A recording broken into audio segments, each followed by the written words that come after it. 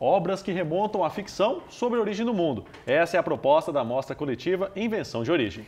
A exposição, que acontece na Pinacoteca Estação e tem como ponto de partida o filme de Origins of the Night, Amazon Cosmos, do artista alemão Lothar Baumgarten. A repórter Priscila Kersh foi conferir a mostra.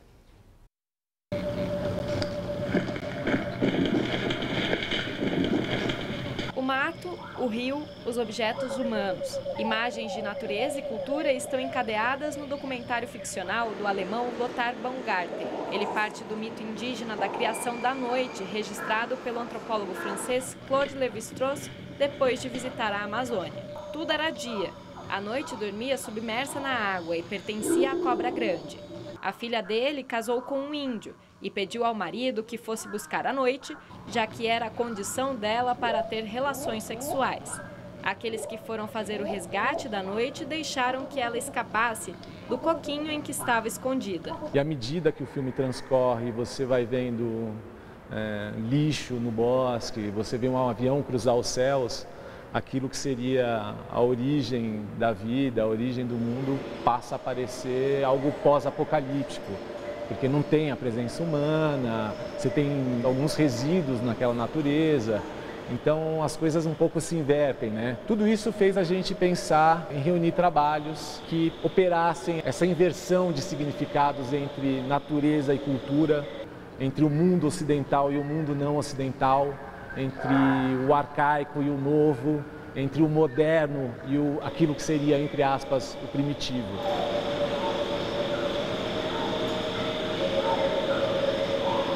Além do filme, a exposição Invenção de Origem exibe obras de Carmela Gross, Antônio Dias, Tunga e Solange Pessoa. São trabalhos que desenvolvem pesquisas de linguagem a partir da escultura, da pintura, da gravura, do vídeo, cujos resultados remetem o observador a um tempo imemorial, a um passado longínquo, remoto.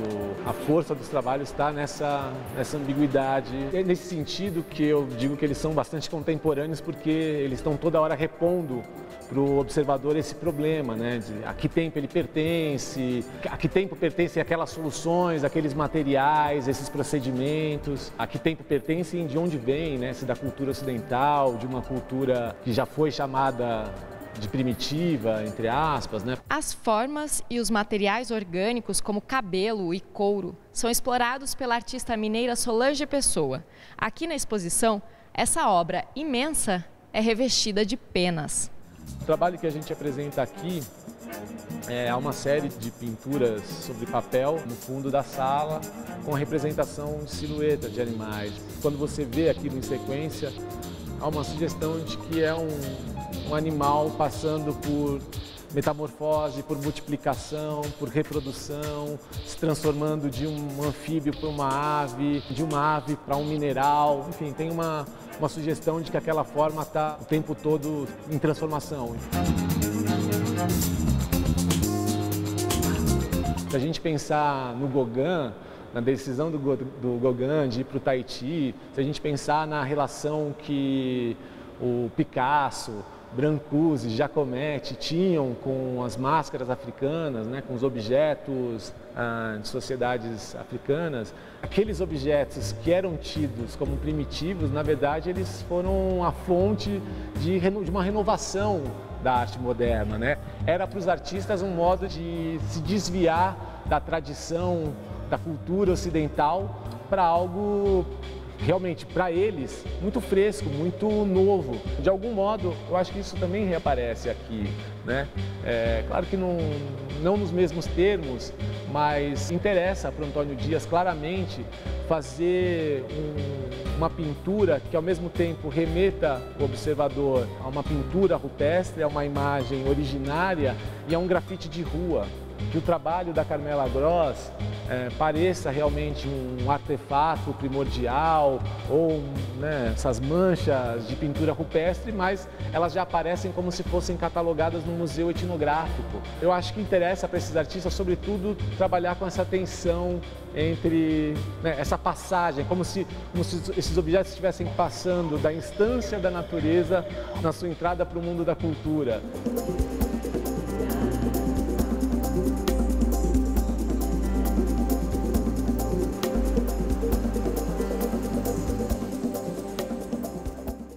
Daqui de São Paulo, agora a gente vai lá para a Bahia. Por lá, vale a pena visitar a exposição Ases Poéticas de Empoderamento, na Caixa Cultural lá de Salvador. A reportagem é da Vânia Dias, da TVE Bahia.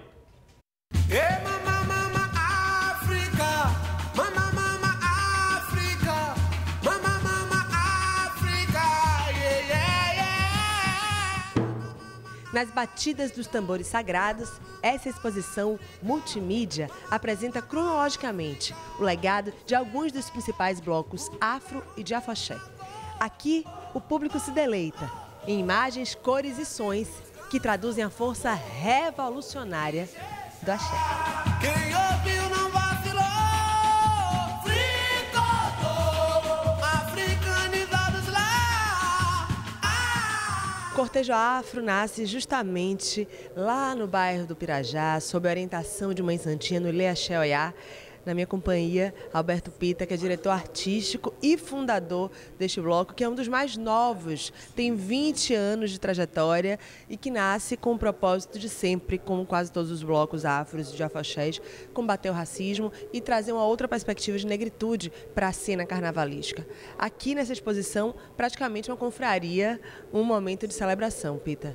É, de fato, um momento de celebração, né? Do cortejo afro, do Ilê, do Malê, do Muzenza, da Didá, do Afoxé Filhos de Gandhi. A ideia é justamente contar essa história, né, dessa construção estética dos blocos afro.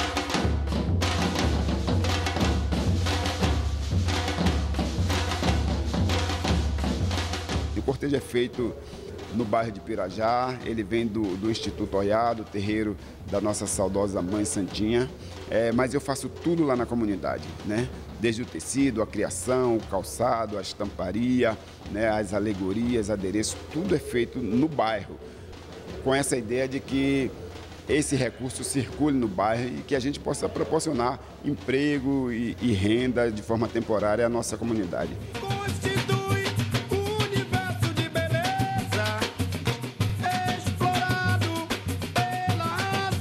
Eles que nascem e que vêm lá do bairro de Itapuã, vêm de longe, mas vêm aí caminhando firme e empoderado. Com certeza, nasce na década de 70 com o intuito de fazer com que Itapuã fosse melhor representada, né?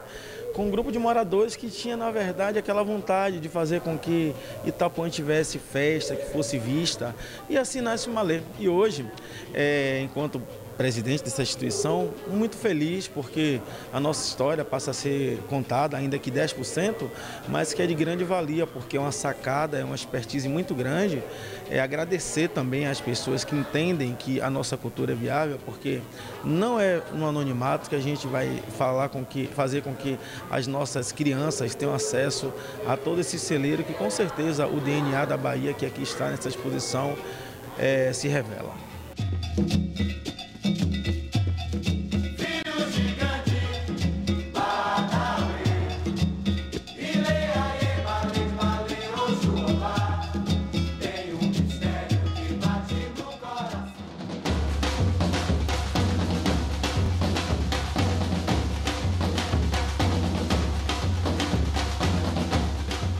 E reunir, sintetizar, eleger de que maneira esse conteúdo ia estar aqui exposto, certamente não foi uma tarefa muito fácil, porque é muita história, muita luta contada aí em cada uma dessas entidades, hein, Dinho?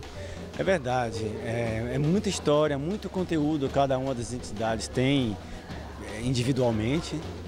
E para a gente foi um trabalho longo, mas muito importante, porque primeiro a parceria deles em selecionar o seu acervo, porque a curadoria é feita por eles, e partindo desse conteúdo que eles selecionaram, a gente foi dar uma forma que conseguisse dar uma unidade aos conteúdos sem prejudicar nem prevalecer ninguém.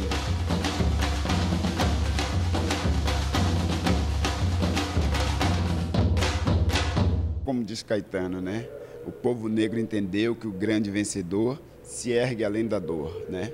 Mesmo com toda a dor, né, com feridas abertas, ainda assim a gente consegue dar conta do recado, né? Falar sobre nossa arte, sobre nossa cultura, né, contar a nossa história. E o carnaval, contraditoriamente, é um espaço que permite tudo isso.